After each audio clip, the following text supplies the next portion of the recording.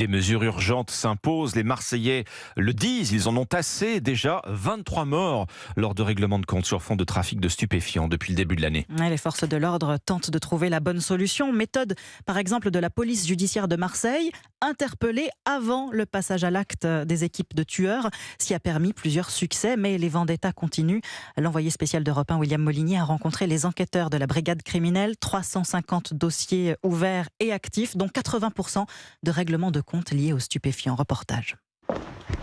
Dans le mythique couloir de l'évêché qui mène à la crime, les figures du grand banditisme marseillais se succèdent. Zampa, Campanella, Francis le Belge, tous des parrains de Marseille. Une histoire ancienne, car aujourd'hui, le sang qui coule est celui de gamins du bas de l'échelle sous les yeux du commissaire Clément Maurice, chef de la brigade criminelle de Marseille. Aujourd'hui, la victime n'est plus ciblée pour sa personnalité. Elle est ciblée parce qu'elle est présente sur un plan de vente de produits stupéfiants concurrents. Deux clans s'opposent, la mafia des aides et le gang Yoda, une cinquantaine de règlements de compte depuis le début de l'année, dont 23 morts. Manon, enquêtrice à la crime, suit de près les équipes de tueurs à gages. On a ce phénomène récent, mais qui est dû à notre société, c'est les réseaux sociaux. Désormais, une personne qui va accepter un contrat sur un règlement de compte va se mettre en scène, va théâtraliser son action pour d'une avoir sa somme d'argent, parfois même avoir un peu plus car il a fait le buzz. Selon la PJ, ce qui se joue en ce moment, c'est le contrôle de 60% des plus gros points de deal de la cité phocéenne.